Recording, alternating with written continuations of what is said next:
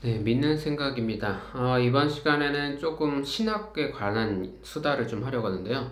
정확히는 이제 종교 철학, 칼 마르크스, 헤겔, 그리고 뭐 역사적 예술, 그리고 그 모든 주제들과 기독교와의 관련성에 관해서 요즘 살펴보고 있는 책들을 보면서 얻는 생각들을 좀 정리해 보려 하여 관심 있는 분만 보셨으면 좋겠고, 그냥 평신도 분이어도 뭐 칸트, 헤겔 이런 얘기는 많이 들어보셨을 테니까 이게 기독교 세계, 기독교라는 종교와 무슨 관련이 있을까? 이 철학자들 얘기가 좀 그런 거를 생각해 보는 시간이 되었으면 좋겠습니다. 난이도는 어떨지 모르겠고 그냥 한번 좀 해볼게요. 일단 그 천재들이 있는 시대가 있는데요. 물론 이제 분야마다 다 다르겠지만 뭐 신학이나 철학에서 특히 천재들이 있었던 시대가 이제 신학에서는 주로 그 1900년대 초중반 이제 독일 히틀러 나치 시대에 천재들이 많이 있었다고 그래요. 이제 칼바르트 보네퍼, 뭐 폴틸리 뭐 이런 사람들 저도 좋아하는 신학자들이고요. 그 어떤 특정 시대의 특정 지역에 좀 신학자들이 모여 있고 그 천재들이 서로 토론하고 막 갑론을박하면서 이제 더 서로의 좋은 효과를 냈던 그런 천재들의 시대. 그리고 그 100년 전에 1800년대 초중반의 독일에도 이제 신학과 철학 여러 분야에서 천재들이 또 모여 있었습니다. 칸트, 헤겔, 뭐 피터 셸링 뭐 이런 사람들, 오늘 이야기할 칼 마르크스까지 엄청난 천재들이어서 기독교인이든 아니든 뭐 어떤 분야를 공부하든 이 사람들의 이름을 안 들어본 사람이 없을 거고 이해가 안 되더라도 이 사람들의 책을 아마 안 만져본 사람들이 드물 거예요. 대학교 가서 공부하는 분들 중에. 자, 오늘 요지는 이런 건데요. 칼 마르크스를 이해해야만 우리는 기독교가 좀 더 현실적인 기독교가 될 수 있고 칼 마르크스를 이해하려면 헤겔을 이해해야 한다는 거예요. 자, 일단 헤겔을 또 이해하려면 그 전에 칸트를 알아야 하는데요. 칸트가 우리가 1781년에 순수 이성 비판이라는 책을 썼고 1788년에 실천 이성 비판을 씁니다. 칸트가 얘기하는 건 어떤 거냐면요. 어떤 대상이 있으면 사람이 그것을 보고 이 대상이 우리가 인식을 하는데 이게 뭐가 있구나 인식을 할 때 이 사람 안에 선험적으로 그냥 경험 이전에 본능적으로 어떤 이것을 이해하는 카테고리가 이 안에 있어서 이 대상을 이해한다는 거죠. 근데 이해하는 대상은 우리가 바라보는 어떤 존재와 똑같지는 않다는 거예요. 예를 들어서 제가 이 아이폰을 보게 되면 저는 이 아이폰을 보고 시각 정보가 제 뇌에 들어와서 어떤 형상을 만들어 되는데 이때 관념이 생기는 것은 이 핸드폰이라는 것에 대한 제가 가지고 있는 선이해 그리고 이것을 이해하는 처리 방식 이런 게 이미 내재되어 있다는 것이죠. 그래서 순수 이성 비판에서 얘기하는 것은 이렇게 우리가 절대적으로 알 수 없는 이 본질 자체를 알 수 없는 어떤 물 자체라는 영역이 있고 또 사람에게는 이것을 이해하는 인식 틀이라는 것이 있고 그래서 이것을 이 방식을 이해해야만 인간이 이성으로 생각으로 생각할 수 있는 범위가 어느 정도인지 그리고 어느 정도 넘어서는 생각할 수 없는 게 있는지를 좀 정리할 수 있다는 거죠.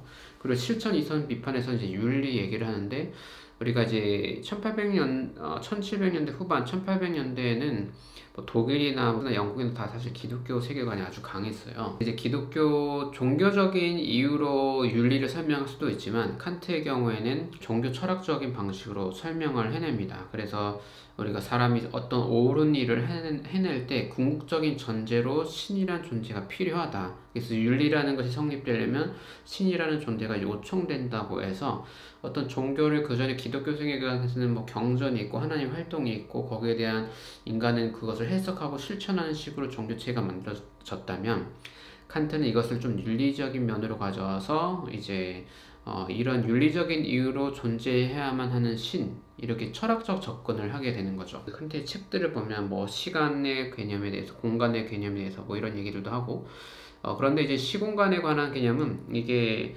250년 전쯤의 이야기다 보니까 물리학이 더 발전하면서 그 과학적 개념 자체는 많이 바뀌었죠. 그래서 칸트의 이 1700년대, 1780년대 책을 보면서 시간은 이렇고 공간이 이렇고 이 물리학적 개념을 거기서 추론해낼 필요는 없고요. 하지만 칸트가 이것을 건들면서 하고 싶은 얘기들은 뭐냐면 그 당시 기독교 영향력 안에서, 자, 영혼은 불멸하는 거야. 영혼은 육체와 따로 있고 불멸하는 거고, 신이란 존재는 이거고, 신은 이걸 원하고, 뭐, 신은 이런 능력이 있고, 뭐 이렇게 너무나 뜬구름 잡는 이야기에 대해서 굉장히 강력한 어떤 이야기가 만들어지고, 이게 사람들을 조종하고 있잖아요. 저는 이제 신학을 전공한 사람은 이 뜬구름 잡는 이야기가 정당한 것인지를 늘 검토하는 일을 하는 건데, 이 검토가 성실하게 되지 않았을 때 뭐 영혼 불멸과 신존재에 관한 여러 이야기들이 이 사회를 컨트롤하고 사람들을 조종하다 보니, 칸트는 이제 사람의 생각으로 넘어설 수 없는 거, 그렇게 생각하면 안 되는 것들을 정리하는 것이죠. 그래서 이제 티빙엔의 신학부는 칸트의 이런 철학 서적들을 1700년대 후반에 이제 보면서 많이 경각심을 느꼈다고 그래요. 비판적으로 수용하면서 여러 이제 그 신학 작업을 계속 해 나가죠. 그래서 저도 이제 앞으로 살펴볼 칸트의 책들 중에 칸트가 이제 창세기 앞부분의 이야기를, 창세기 원역사 이야기를 해석한 텍스트 논문들이 있다고 하더라고요. 저도 이제 좀 그거를 제가 텍스트를 구하게 되면 어떤 내용인지 나중에 또 살펴보도록 하겠습니다. 그리고 그 동시대에 또 천재 중에 한 명이 이제 슐라이어 마라는 사람이 있고, 1799년에 종교론이라는 책을 쓰면서 아마 칸트를 꼭 겨냥하지는 않았을 텐데, 많은 이제 그 시대의 지성인이라는 사람들이 무신론으로 가려는 경향도 좀 있고, 뭐 주류는 기독교지만 그러면서 어떤 사람들은 기독교를 종교보다는 윤리 자체로 환원시키려고 했고, 슐라이어만은 이 종교론이라는 책을 쓰면서 우리가 신학이라는 게 왜 절대자와 개인 주체가 감정적으로 소통할 수 있는지, 하나님을 어떻게 우리가 느낄 수 있는지, 이제 개인의 어떤 신앙 감정의 문제로 가져오면서 종교를 윤리로 환원시키려는 사람들과 싸우면서 기독교를 변증해 내려고 해요. 사실 헤겔은 슐라이어 마오와 약간 대척점에 있습니다. 그래서 이제 관계가 좋지는 않았던 것 같고요. 쭉 이어서 얘기하면 이제 칸트가 1804년에 죽게 되고, 그 다음에 또 그 시대를 이해하기 위해서 뭐가 냐면 1806년에 나폴레옹이 이제 독일의 프로이센을 지배하게 되죠. 그러면서 이제 사실 헤겔이 나폴레옹을 좀 좋게 평가하기도 했었는데, 이게 나중에 공격을 좀 받기도 합니다. 어쨌든 이제 헤겔은 이 칸트가 얘기한 문제 제기를 그대로 끌고 와서 그 다음에 이제 신학과 철학 사이의 이야기를 좀 하게 돼요. 그래서 이제 티빙엔의 학부에 종교 철학이라는 과가 이제 시작하게 되는데, 이제 헤겔이 엄청난 영향력을 발휘하게 되죠. 제가 이제 티빙에는 이제 신학을 할 때도 굉장히 많이 나오는데, 저희 같은 경우는 장신대에서는 이제 티빙엔에서 공부한 교수님들 많이 만나게 되고, 이제 몰트만 교수가 유명하고요.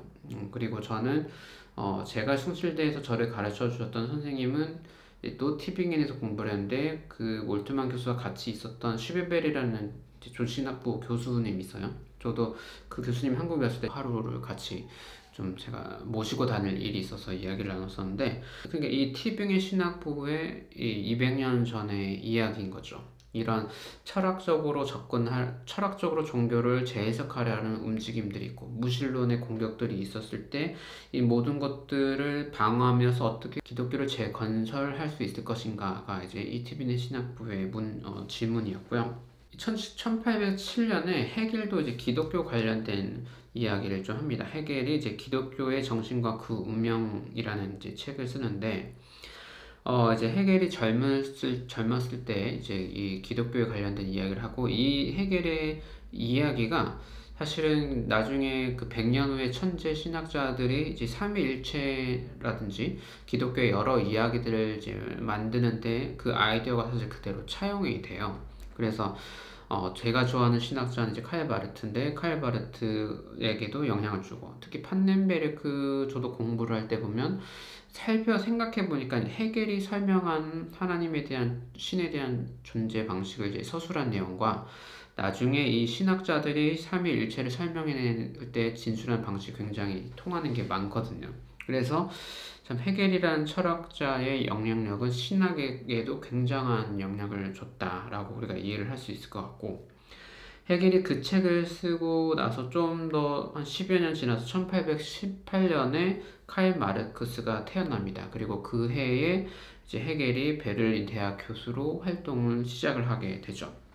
그리고 1820년에서 이제 헤겔이 이제 역사 철학을 강의를 하면서 뭐라고 말하냐면, 칸트와 헤겔이 동시에 중요하게 생각하는 게 자유의 문제예요. 아까도 이제 칸트가 순수 이성 비판을 얘기하고 실천 이상을 비판을 얘기하면서 우리가 인간이 꼭 지켜야 할 어떤 윤리적인 것, 그걸 지켜야 하는 내면의 목소리, 정언 명령이라고 하는데, 그런 거를 이야기하는 이유가 자유를 소유한 주체, 개인을 말하기 위함이거든요. 그래서 도덕적으로 숙고하고 선택하고 실천할 수 있는 개인을 설명하기 위해서 이제 칸트가 그런 비판 서적들을 만들어냈고, 헤겔은 그 칸트의 담론을 이제 더 확장시켜서 사실은 개인이 그 자유를 행위하고 하는 것이 맞는데, 사실은 이 세계를 이끄는 절대 정신이 있고, 이제 독일어로 가이스트라고 해서 그게 기독교 버전으로는 성령으로 해석을 할 수가 있고, 그냥 기독교적인 컬러를 빼고 어떤 절대 정신이라고 해석을 할 수 있는데요. 그래서 보는 입장에 따라 다 다릅니다.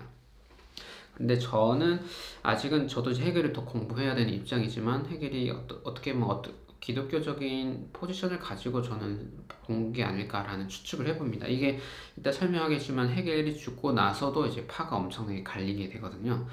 그래서 헤겔이 얘기하는 건 인간이 그렇게 할 수 있는 것, 우주의 역사, 인간의 역사에서 인간이 그런 존재로 만들어지고 자유를 행위하고 그렇게 될 수 있는 거는 헤겔의 입장에서는 이미 그 너머의 모든 세계를 있게 하는 절대 정신이 있고, 그 정신이 역사를 움직이고 있고, 그 역사의 한복판에 그래서 인간이란 존재가 그렇게 되어 있는 거고, 인간이 그런 자유를 담대한 그 정신의 실현자로서 인간이 있는 것이라는 거죠. 이렇게까지 얘기하는 거는, 그래서 이런 식으로 설명하는 방식을 관념론이라고 하는데, 관념 철학이라고 하는데, 그 자유라는 것을 개인에게도 회복시키고, 그리고 그 자유를 서로 보장해 줄 수 있는 사회, 국가 시스템으로 확장하기 위한 하나의 프로젝트라고 이해를 하면 될 것 같아요. 그래서 이 헤겔이 1820년 역사 철학 강의에서 자유를 이야기하는 매우 중요한 역사가 두 가지 소재가 있는데, 그게 뭐냐면, 하나는 1500년대의 루터의 종교개혁이고, 하나는 프랑스 혁명이 이제 헤겔 시대의 일이죠. 1789년에 프랑스의 혁명이 있다라고 얘기를 합니다. 그래서 이러한 역사관도 똑같이 신학자들이 이제 신존재를 이해하고 이 세계의 역사를 설명하는 방식으로 그대로 가요. 판넨베르크라는 신학자가 그래서 이 역사 개념을 신학에 매우 중요한 걸 다시 가져오게 되거든요. 아마 헤겔의 영향력이 매우 큰 것 같다는 생각을 하게 됩니다. 독일 티빙엔 신학부의 영향력이죠. 헤겔이 그래서 이제 정치로 나가서 법철학이라는 책을 1821년에 쓰면서 어떤 얘기를 하게 되냐면, 법이라는 것은 결국 개인의 자유를 확장해주고, 그 자유가 확장된 개인들의 연합체인 이 사회의 자유를 확장해주기 위해서 필요한 것이 법의 정신이라고 해서, 어떻게 보면 헌법 정신을 이제 설명하는 것으로 자신의 이 철학 체계를 그렇게 국가의 존재, 법의 존재의 의미까지 확장시키게 됩니다. 이게 바로 철학가들이 하는 거고, 철학가들이 이제 어마어마한 프로젝트죠. 어떤 체계를 만든 시스테믹한 사고, 체계를 만드는 사고고, 이게 신학에서 가지고 하면 이걸 이제 그래서 시스테믹 티올로지라고 해서 조직신학이 하는 역할을 하죠. 이 철학자들이 하는 일과 비슷해요. 철학자들은 철학의 재료, 생각의 재료들을 가지고 철학을 얘기를 한다면, 조직신학이라고 하는 것은 성서 신학자들의 자료를 가지고 교회 신앙 고백문들을 토대로 그 위에서 어떤 체계를 쌓으려고 하는 활동이거든요. 그래서 이 조직신학과 철학은 굉장히 사촌지간이 될 수 있는 거죠. 그래서 이제 헤겔은 뭐 성경 구절을 막 인용하고 그런 건 아니지만, 이 기독교 세계관의 베이스 하에서 이 세계를 이해해 보려고 하는 작동을 하는 거예요. 인간은 무엇인가, 신은 무엇이고, 뭐 인간 정신, 자유는 무엇이고, 국가는 무엇이고, 법은 무엇이어야 되고, 이런 개념들을 한 가지 테마를 가지고 건축해내는 역할을 하는 건데, 그 스케일이 정말 엄청나게 큰 거죠. 칸트보다도 더 크고, 그래서 이 헤겔의 이 스케일이 너무 크기 때문에 이후에 200년의 지성인들 중에 헤겔의 영향력을 안 받은 사람이 없을 만큼 엄청난 사람이 된 것입니다. 이 헤겔이 법철학을 쓰고 10년 후 1831년에 사망을 하게 되는데, 신앙을 이제 우주 보편 법칙과 개인이 만나는 그런 것을 설명했던 슐라이어 마어는 1834년에 죽게 되고요. 근데 이제 헤겔이 죽고 나서 뭐가 되냐면 그 1800년대 이제 30년대쯤에 그 전후로부터 해서 독일이 이제 굉장히 좀 보수화되려고 하는 경향이 있었어요. 이제 나폴레옹에게 패배하고 또 프랑스에서는 프랑스 혁명이 일어나면서 굉장히 다시 국우적 경향으로 움직이려는 것들이 있었고요. 그 경향이 이제 헤gel이 죽고 나서도 더 세졌죠. 이제 어느 정도 세지냐면 이제 교수들의 강의를 검열하고 서적들을 검열하게 되면서 법에 입각해서 나라를 운영하는 입헌군주제가 아니라 다시 왕정 복고로 돌아가려는, 그러니까 프랑스 혁명으로 이제 왕이 자신의 권력들을 휘두르려고 할 때 부르주아 계급들이 이제 중상인 계급들이 이제 부딪혀서 혁명을 일으켰는데 그것에 대한 위기감 때문에 다시 왕정복구로 돌아가려는 보수적 흐름이 있었고, 그래서 이제 지식인들 검열이 시작됐던 거죠. 그 흐름 때문에 이제 1840년에는 베를린 대학 법학 교수로 슈탈리라는 사람이 임명이 됐는데, 그 사람이 이제 헤겔을 다시 비판하기 시작합니다. 헤겔이 죽고 나서 10년이 지났을 때 어떻게 비판하냐면, 이제 헤겔이 너무 이제 이성으로 완전 신을 다 설명하려고 하다 보니까 이게 반기독교적인 것으로 빠졌다, 망상으로 빠졌다. 특히 철학적 개념으로 신을 설명하려고 했으니 신의 인격성을 훼손한 거다라고 이 법학교사가 헤겔을 공격합니다. 그리고 그래서 이제 프로이센은 왕정 복고주의 이제 흐름이 있었고요. 그러다 보니까 뭐가 있었냐면 헤겔은 자유를 담보하기 위한 그 자유의 정신을 현실에 작동시키기 위해서 법이 있는 거고, 군주는 그 법의 영향력 아래에 있어야 한다라는 거죠. 오늘날의 뭐 헌법 정신을 이제 말하는 거예요. 그런데 이제 왕정 복고를 외치는 사람들은 뭐냐면, 군주는 어떤 의지의 제약을 받아서는 안 된다. 군주는 모든 결정권, 주권의 최고 위에 있어야 한다라고 하면서 이 슈탈이 이제 1555년 아우구스부르크 회의를 인용을 해요. 그 어떤 지역에는 그 지역에 사는 지도자들의 선택에 따라서 종교를 선택할 수 있다. 캐톨릭 지역의 군주가 다스리는 곳은 캐톨릭, 개신교 영주가 있는 사람은 개신교. 이게 1555년에 이제 신구교 갈등이 있을 때 이제 이런 결론을 내렸던 건데, 사실 맥락은 그런 건 아니지만 사실 이 슈탈이 그런 아우크스부르크 회의, 중요한 개신교 회의를 가지고 끌어다 쓰면서 한 지역 안에 군주가 모든 걸 결정해야 된다라는 얘기로 헤겔의 그런 법 철학을 비판하고 나섭니다. 그러면서 이렇게 되다 보니까 더 검열, 그러니까 우리나라 또 군부 독재 시대에 검열이 강해진 것처럼 검열이 더 세잖아요. 이런 것에 부딪히는 사람들 중에 몇몇이 이제 그 유명한 포이어바 같은 사람이에요. 모든 종교는 인간이 투사해가지고 인간 의식으로 만들어낸 이제 그런 창작물인 거야라는 식으로 그렇게 비판을 하게 되는데, 포이어바처럼 기독교 자체를 해체시켜서 이제 극우로 가려는 이 정치 흐름과 싸우려는 사람 한 분파가 있고, 이것을 헤겔 좌파라고 합니다. 그리고 이제 극으로 가는 경향에 맞서서 헤겔의 정신을 그대로 가져와서 이 자유의 정신을 훼손하지 않으면서 기독교를 재건하려고 하는 사람들이 있었는데, 이 파를 이제 헤겔 우파라고 그래요. 그리고 왕정복고, 이 흐름들이 서로 싸움을 하게 되죠. 이제 1800년 초반의 황제의 이름이 프리드리히 빌헬름 3세인데요. 이게 이 1817년에 어떤 일이 있었냐면, 이 황제가 이 루터파, 독일의 그 지역의 루터파 교회와 깔뱅파 교회를 막 합쳐버리려고 했고요. 1835년에는 이 캐톨릭이 또 보수화됐어요. 개신교 말고 캐톨릭이 보수화되면 어떻게 하냐면, 이제 교황 중심으로 가야 한다. 황제에게 영향력을 더 주면 안 되고, 그리고 캐톨릭은 개신교인들과 결혼하면 안 된다. 이렇게 강성으로 또 캐톨릭도 나가게 됐고, 이제 황제 중심 왕정 복고를 하는 사람들은 그래서 이 대주교를 막 감옥에 보내버리고 이 싸움이 많았죠. 그래서 아까 말한 그 헤겔 우파의 사람들은 또 이 캐톨릭 강성과 맞짱뜨게 돼서 토론을 또 하고요. 왕정복고 이 팀들과 또 토론하게 되고, 아주 복잡하죠. 이 복잡한 현실이기 때문에 또 천재들이 많이 나왔던 것 같아요.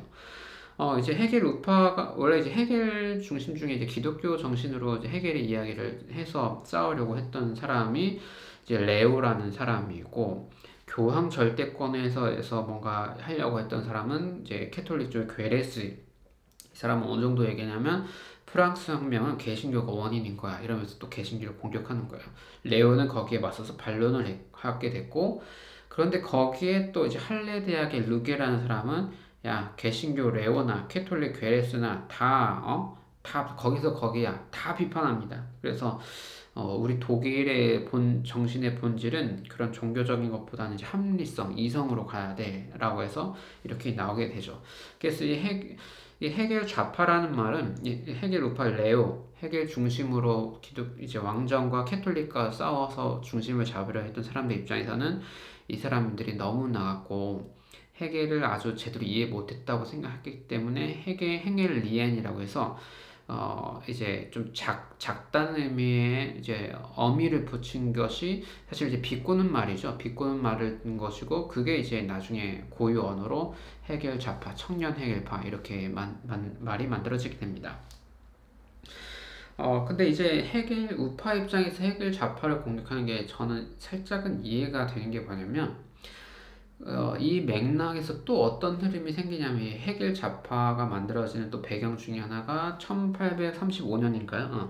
1835년에 스트라우스가 예수의 일생이라는 책을 쓰면서 이 역사적 예수의 분과, 오늘날 역사적 예수 분과인데 거기에 효시가 되는 텍스트를 쓰게 돼요. 어떤 얘기냐면 그때는 이제 거의 그 전체가 이제 헤겔의 영향력인 거죠. 35년이면 헤겔이 죽고 몇 년 안 됐잖아요. 31년에 헤겔이 죽었으니까. 시트라우스가 어떻게 얘기를 하냐면, 이제 성경에 나오는 예수는 한 고유한 역사적 인물 예수 1인으로 봐야 되는 게 아니라 헤겔의 그 절대 정신을 말하는 그 개념, 그렇기 때문에 그 예수는 온 인류를 말하는 그 개념으로 봐야 한다라고 해서 종교 철학적인 맥락을 가지고 와서 좀 기존의 해석 방식을 해체하려고 하는 식으로 이제 얘기를 하게 됩니다. 1900년대 영미권의 역사적 예수와는 조금 느낌은 다르죠. 요즘 우리가 역사적 예수라고 하면 나오는 그 단체는 예수세미나인데요. 예수세미나는 만들어진 지 얼마 안 됐어요. 1985년에 만들어졌나요? 그거 어디서 적었는데 안 보이는데. 그러니까 1985년이 맞을 거예요. 오늘날의 예수세미나, 역사적 예수연구원 쪽에서 좀 리버럴한 사람은 이제 복음서나 이제 그 신약에 있는 그 한 구절들을 보면서 실제 예수에게서 나온 진술일 확률이 얼마나 높은가를 다 따지면서 인간 예수로 재구성해내려는 작업들을 하는 거죠. 그래서 전체 신학의 흐름과는 사실은 좀 동떨어진 작업물이라고 봐도 좋을 것 같아요. 근데 어쨌든 1800년대 초반에 역사적 예수 이야기가 시작될 때는 그런 이제 신약학적인 개념보다는 어떤 이제 헤겔의 이야기를 좀 더 종교 철학적으로 이제 접근하는 방식과 신약 해석이 좀 이제 합쳐진 이야기라고 봐도 좋을 것 같고요. 이 흐름에서 이제 종교성 자체를 없애버려야 이제 독일이 너무 그 왕정 복구를 하는 사람들이 사실 좀 펀더멘탈리즘처럼 근본주의적으로 움직였기 때문에 이러한 흐름을 이겨낼 수 있을 거라고 생각한 사람들이죠. 그런 무리의 사람들이 이제 헤겔 좌파라고 하면 되겠습니다. 여기까지 이해를 하시면 좋은 게 이 정도 돼야 왜 칼 마르크스가 그런 이제 코뮤니즘이라는 이제 노동 운동과 그런 이상 사회를 말하는 자기만의 특별한 이런 사상 체계를 만들었는지 이해를 하실 수가 있어요. 일단 막스는 아까 얘기했듯이 1818년에 태어났다고 그랬고요. 막스의 동료, 친구이자 막스의 선생님인 사람인데 브루노 바우어라는 사람이 있습니다. 이 사람이 1830년, 그러니까 막스가 10대 후반이죠. 10대 후반에 이제 아직 정교사는 브루노 바우어가 정교수는 아니었을 때 신학 강의를 해요. 이사야 강의를 할 때 막스가 10대 후반에 바우어의 제자였어요.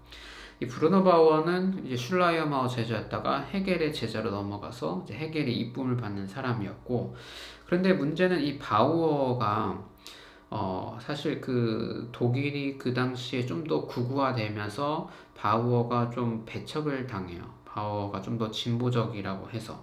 그래서 바우어가 가면 갈수록 교수 자리를 못 찾게 되고 바우어가 매해 조금씩 더 진보적이 되어 갔습니다. 요한복음 강의를 할 때는 공간복음서는 그래도 좀 신뢰할 만한데 요한복음은 좀 뻥이 있다 이런 식으로 했다가 나중에는 전부 복음서 전체의 내용 자체를 조금 더 이제 진보적으로 해석하면서 신이라는 것은 그냥 인간 의식 안에만인 거고 신이란 자기를 능동적으로 인식하는 자기 의식이다. 사실 이게 헤겔의 언어인데요. 이제 헤겔의 언어를 좀 가지고 와서 역사적 예수적으로 접근을 하면서 예수의 신성 자체를 조금 이제 신성 자체를 좀 빼놓고 이야기하려는 경로로 가는 거죠. 헤겔은 그런 식으로 접근하진 않았습니다. 그런 식으로 접근한 건 아닌데 이제 신학으로 들어와서 그런 식으로 좀 이제 진보적으로 해석을 하게 되는 거죠. 마르크스는 자기 선생님이 이제 그런 얘기를 하면 할수록 좀 더 주류 교수 사회에서 쫓겨나고 방황하고 이렇게 되는 걸 봤을 거예요.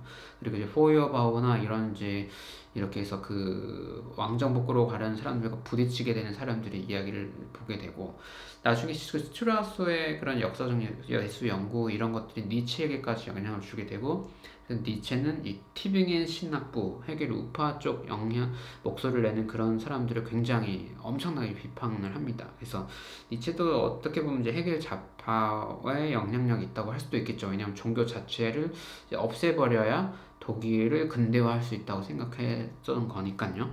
그래서 막스는 그 바우어의 그런 일생 영향력을 좀 보게 됐던 것 같고 바우어가 이제 공간복음서 비판을 가장 급진적으로 나간 게 1842년 공간복음서 비판을 썼으니까 복음서는 모두 창작물이고 예수는 실존하지 않았고 그냥 유대인들의 자기의식에 있는 거야 라고 1842년에 글을 쓰게 됐고 그 다음에 막스가 쓴 책이 헤겔의 법철학 비판이에요. 그러면서 아까 얘기했지만 다시 바우어가 헤겔의 제자였고 지금 언어들이 헤겔의 언어라고 했잖아요. 헤겔의 언어로 조금 우파적 강성 우파, 조금 온건 우파, 그다음 이제 진보 이렇게 다 가면서도 전부 다시 헤겔의 언어들로 이렇게 이루어지게 되는 거죠. 그래서 막스는 헤겔의 어떤 그런 법철학을 비판하면서 나갔는데 마르크스의 포인트는 이거예요. 마르크스도 종교 중에 아까도 얘기했지만 바오에게도 신학 강의도 듣고 그 세계에 있었지만 아버지가 사실 유대교였는데 일자리를 얻기 위해서 또 개신교로 개정도 하기도 하고 막 이렇게 그 종교 영향력 아래 있었죠. 그런데 뭐가 있냐면 그 일상 노동을 하는 근로자의 세계를 보는 거예요. 사실 헤겔이나 뭐 제가 얘기한 헤겔 뭐 우파든 뭐 지식인들 보면 노동자들이 아니라 그 상층 세계에서 이 국가를 어떻게 운영할 거냐 아니면 지식인들의 세계에서 어떤 신존재 뭐 법은 뭐고 뭐 이런 거를 논의한 사람들이잖아요. 근데 이 체계를 만들려고 하는 건 매우 중요한 거고 저도 사실 신학을 전공했기 때문에 이런 관성이 저에게도 있거든요. 그런데 이 마르크스가 볼 때 얘네들이 이런 논의들이 정말 평소에 일상의 노동자로 살아간 사람들의 삶까지 가진 않는다고 느껴졌던 것 같아요. 왜냐하면 또 1800년대가 산업혁명이 일어나면서 뭐 영국이든 프랑스든 독일이든 이제 근대화가 시작되고 있고 기계처럼 일만한 사람들이 양산되고 있는데 자기 목소리는 없이 칸트는 윤리 실천을 할 수 있는 개인 자유를 가진 개인을 얘기했지만 실제 세계에서는 자기가 어느 만큼 노동하고 싶고 노동을 하고 싶지만 일자리를 찾을 수 없는 사람들이 넘쳐났다는 거죠. 노동을 하고 싶지만 그때그때 경제 상황에 따라서 노동할 수 없는 사람들을 막스가 표현한 단어가 프롤레타리아트예요.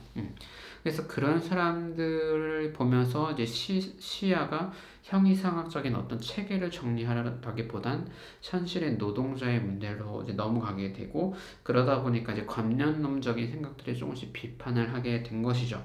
그리고 1845년에는 이제 독일 이데올로기라는 책을 쓰면서 헤겔 좌파와도 이제 빠이빠이 합니다. 그래서 선생님이었던 바우어 그리고 이제 포이어바우 종교라는 이것을 완전히 무너뜨린다고 여기가 뭐가 바뀔 것 같냐 그런 거 아니라고 하면서 거기까지 빠이빠이하게 나가고 그 다음에 이제 1848년에 엥겔스를 만나서 엥겔스와 함께 이제 현실의 경제 문제에 집중을 하게 되면서 이 자본주의 문제가 있고 자본주의 문제를 넘어서서 함께 평등 사회를 꿈꾸는 어떤 공산 사회, 함께 생산하는 어떤 이상향을 꿈꿔야 돼라고 하면서 공산당 선언이라는 책을 쓰게 된 거죠. 마르크스가 그러니까 이 종교 세계에서 현실의 노동자들의 문제 넘어가고 이 헤겔 우파 좌파 극우 쪽의 이 상황들을 보면서 점차 현실과 경제 구조와 이 문제로 넘어가는 과정이 1700년대 후반부터 1800년대 중반까지 독일 상황에서 이 배경을 이해하면 자연스럽게 알 수 있다는 것입니다. 이제 오늘날 이제 200년이 지나서 사는 우리 현대 기독교인들은 이 과정을 좀 숙고해 볼 필요가 있을 것 같아요. 왜냐면 물론 저는 이제 티빙의 신학부의 선생님에게 다시 배운 제자이기 때문에 저도 이제 사실은 이제 그쪽에 관심이 있고, 사실 해겔에 대해서 공부 관심이 많고요. 제 이제 숭실대 선생님은 쉘링을 전공하셨어요. 이게 해겔과 쉘링은 친구인데 나중에 좀 이제 싸우게 됐어요. 해겔이 죽고 나서 사실 쉘링이 이제 그쪽 신학부의 교수가 되기도 했고, 해겔이 좀 더 아주 철학적인 얘기로 가서 종교 철학에 그렇게 했다면, 해겔도 이제 철학이긴 한데 좀 더 이제 기독교적인 버전으로 약간 컬러가 나와서 계시라든지 뭐 자연 철학 뭐 이렇게 얘기를 하면서 다른 느낌의 버전으로 가게 됐고, 신학은 종교 철학 이야기가 그래서 같이 붙어 있어야 된다고 생각을 해요. 그리고 이쪽으로는 성서 신학이 있어야 되고, 왜냐하면 이제 체계를 잡기 위한 재료들이니까 성서 신학이 있고, 그다음에 조지 신학이 있고, 조지 신학은 하나 건너 종교 철학이 있어야 되는데, 왜 그러냐면 우리가 이제 신앙이 건강해지려면 우리의 종교적 언어를 넘어서서 일상 언어로 바꿔서 세상 사람들과 대화를 해야 한다고 하잖아요. 사실 그 일상 언어로 간다는 것이 사실 종교 철학을 건너서 가야 되는 거거든요. 그러니까 우리가 삼위일체 하나를 믿고 예수를 하나님이라고 믿고 기독교는 이거라고 믿고 해서 종교적 언어로 우리 신앙 내용이 정리가 되면, 이게 그 다음에 일상 언어로 갈 때 그래서 인간은 뭐라고 할 수 있고, 그 다음에 국가는 뭐고, 그 다음에 사회는 뭐고, 윤리는 뭐고, 이런 거를 재정리하는 방법이 바로 종교 철학이요. 종교적인 어떤 체계 위에서 다시 철학을 하는 거기 때문에 종교 철학이고, 종교 철학의 강을 건넌 다음에 일상 언어로 가야 된다는 거죠. 이 모든 과정 없이 신학과 종교 철학을 건너지 않고, 자, 예수 믿으면 천당, 안 믿으면 지옥입니다, 이렇게 가버리면 이건 모든 걸 건너뛰어서 어떤 종교를 교리 문장으로 다 끊고 사람들에게 갔을 때 이게 기독교가 전달이 안 된다는 거예요. 이렇게 가면 이제 바리새인들이 종교적인 어떤 내용으로 사람들의 자유를 훼손하기 위한 것이 되겠죠. 아까도 했지만 칸트, 해겔 뭐 이런 모든 사람들이 고민했던 거, 티빙의 신학부가 고민했던 거가 바로 자유의 문제고, 사실 이게 이 철학에서의 자유의 문제가 사실 신학에서 뭐 무로부터의 창조라든지 뭐 이런 식으로 절대 타자로서의 하나님이라든지 이런 개념으로 넘어가서 이 체계를 만들거든요. 그러니까 이 모든 공부들이 좀 어렵고 복잡하지만 이 공부를 함께 건너가서 일상 언어로 가야 되고, 동시에 마르크스가 본 문제의식, 노동자들의 문제를 봐야 되는 거죠. 이 모든 이 관념 세계를 만드느라고 실제 노동자들의 목소리를 보지 못하고 듣지도 못했던 이 200년 전의 실수를 우리는 재발하면 안 되는 거죠.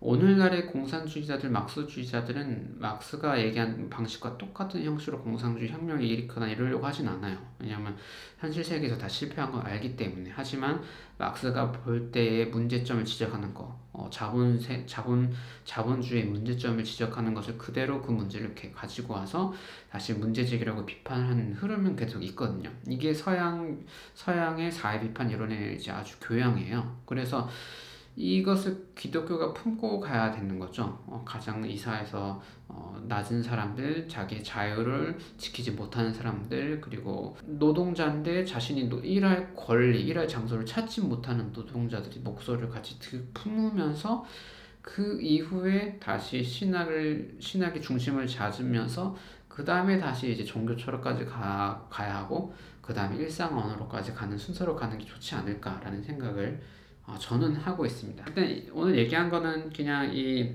1700년대 후반부터 1800년대 중반까지 이제 칸트부터 마르크스까지의 이야기고, 저는 이때 이 천재들의 시대를 우리가 잘 소화하면 기독교를 좀 더 풍성하게 가다듬고 우리가 향유하고 또 나눌 수 있지 않을까라는 생각이 들어서 이렇게 수다를 해보았는데요.